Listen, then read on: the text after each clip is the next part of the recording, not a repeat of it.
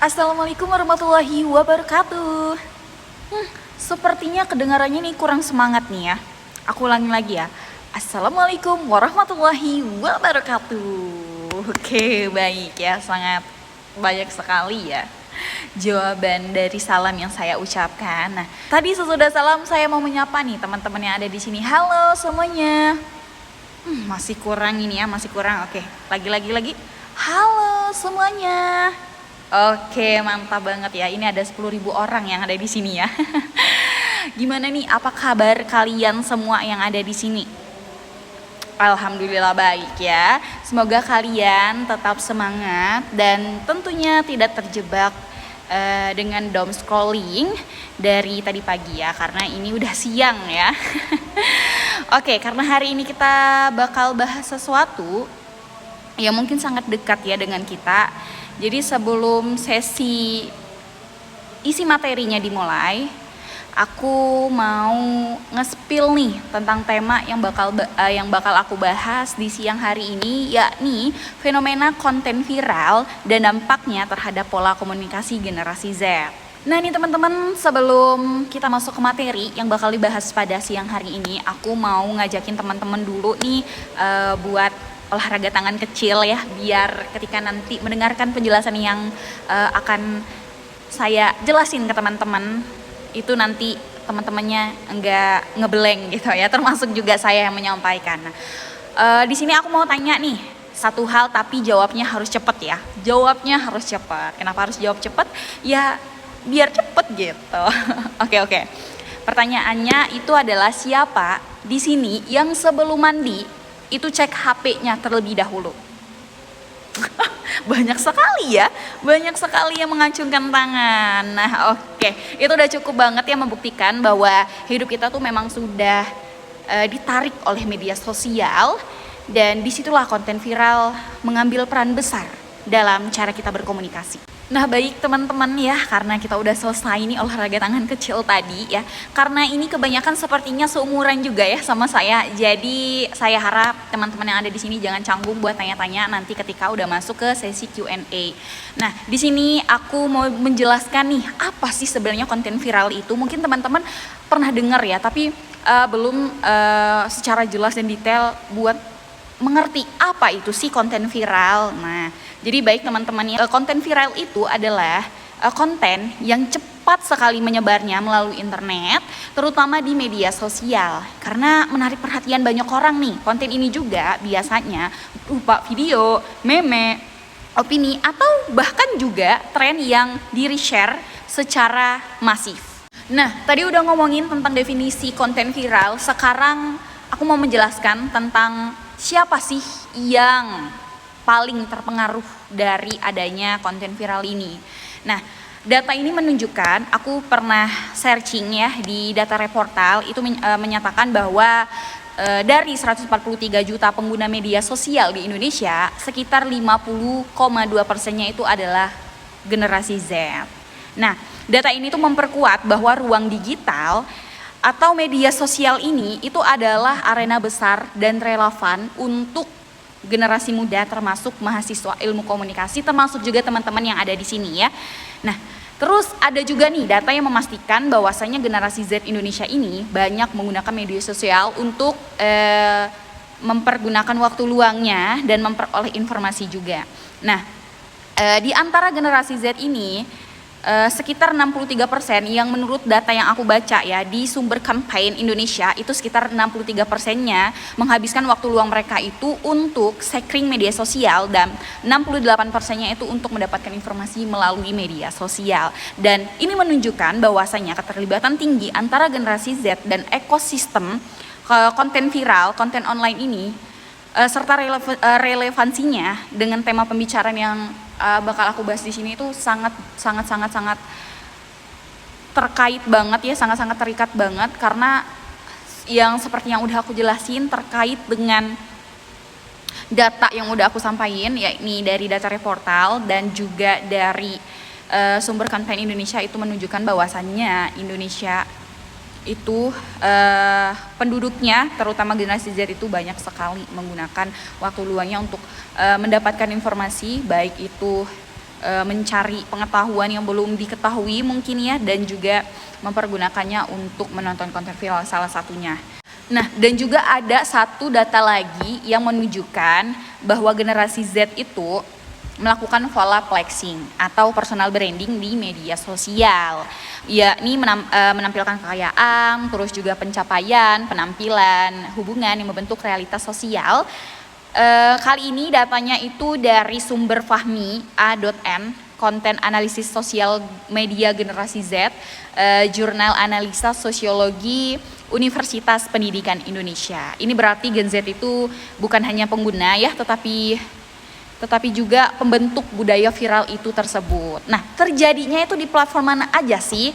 Nah, biasanya fenomena viral ini itu terjadi banyak munculnya di TikTok, terus juga bisa di Instagram, bisa juga di Facebook, bisa juga di Twitter, YouTube, bahkan juga bisa di Twitter atau X ya. Platform-platform ini tuh memberi ruang bagi siapapun untuk membuat dan menyebarkan konten dengan cepat. Terus kapan fenomena ini mempengaruhi komunikasi? Fenomena viral ini mempengaruhi pola komunikasi setiap hari. Bahkan sejak bangun tidur, seperti yang aku tanyain kepada teman-teman tadi ya, yang tadi pagi siapa yang udah ngecek HP gitu. Karena emang pola komunikasi kita tuh kini berjalan 24/7 karena selalu terhubung dengan informasi. Nah, terus mengapa konten viral ini mempengaruhi komunikasi Z? Sebabnya ialah generasi Z ini ialah dia generasi yang sangat interaktif dengan media digital ya. Terus algoritma mendorong kita mengikuti tren agar tetap relevan. Terus juga ada kebutuhan yang menentukan posisi kita di lingkungan generasi Z. Nah, konten viral ini juga menjadi bahasan bersama yang menghubungkan kita dalam percakapan dan interaksi. Nah, terus ngomongin tentang konten viral ini, apa sih dampaknya? Apa sih yang didapat dari konten viral ini yang mungkin terkait mengubah pola komunikasi generasi Z sekarang? Nah, yang pertama itu adalah perubahan cara berbicara dan mengekspresikan diri nih. Kata-kata seperti gaskeun, bestie ya, maba, receh banget itu terbentuk dari konten viral. Nah, terus yang kedua itu komunikasi itu jadi cepat, singkat, visual. Dan generasi Z itu lebih suka 15 sampai 60 detik daripada teks panjang ya. Jadi mereka tuh lebih mengutamakan tentang visual dibandingin membaca itu. Terus yang ketiga itu adalah munculnya budaya fear of missing out atau FOMO nih. Ini sering banget nih ya terjadi, apalagi sekarang itu kuat banget tentang kamu ikutan kayak gitu tuh pasti FOMO gitu. Biasanya kayak gitu loh. Karena itu tuh biasanya takut ketinggalan tren, membuat orang tuh cepat mengikuti dan menyebarkan konten. Nah, itu secara keseluruhan ya dampaknya. Terus dampak positifnya apa sih? Dampak positifnya apa? Ada yang bisa jawab di sini sebelum saya jawab? Baik, karena nggak ada ya, aku langsung spill ini dampak positifnya apa. Yang pertama itu yang pastinya kreativitas meningkat ya. Kreativitas meningkat karena banyak sekali mungkin inspirasi dari luar yang memungkinkan kreativitas tiap manusia itu mengubah kreativitas yang sebelumnya. Terus juga adalah yang kedua itu ruang ekspresi kita tuh lebih luas.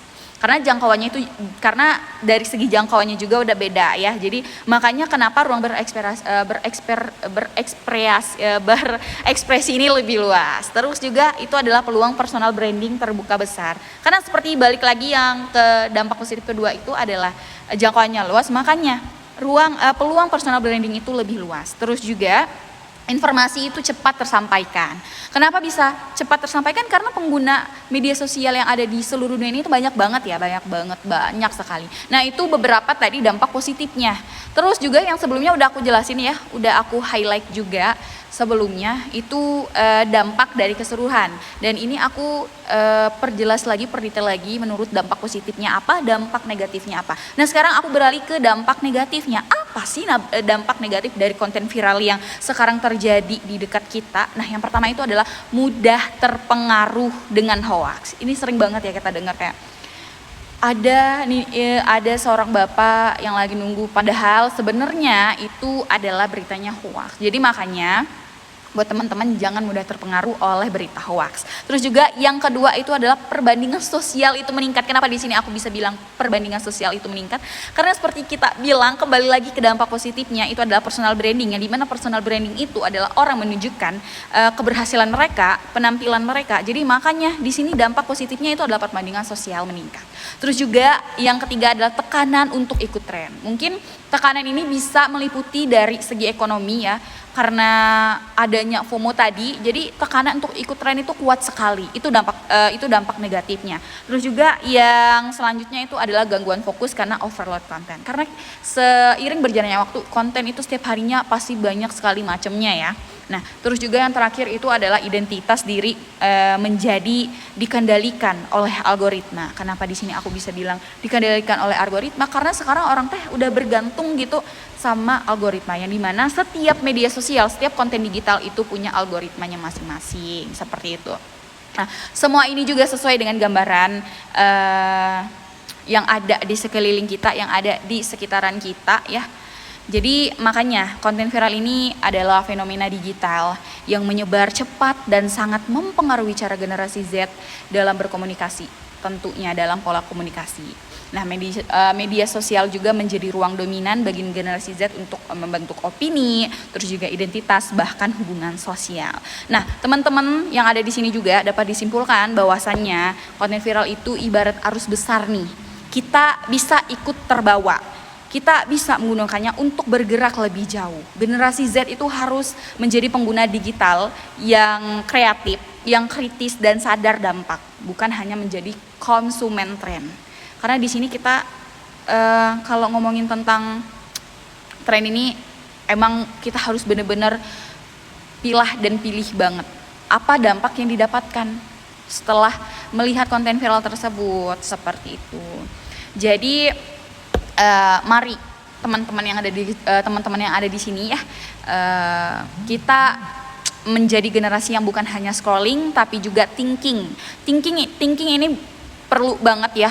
Thinking perlu banget karena kita tuh bukan hanya ikut tren tapi juga kita harus selektif yang seperti gimana konten-konten yang harus masuk di kita ambil baiknya, buang buruknya, seperti itu ya. Karena kita hidup di zaman sekarang yang dimana-mana tuh serba digital, jadi baik-baik pilih konten seperti yang aku bilang tadi, ambil baiknya, buang buruknya. Jadilah tetap jadi diri sendiri, jangan jadi orang lain ya. Akhir kata saya tutup, wassalamualaikum warahmatullahi wabarakatuh. Thank you bestie-bestie semua, jangan lupa stay mindful, stay digital smart, jangan lupa. Bye-bye.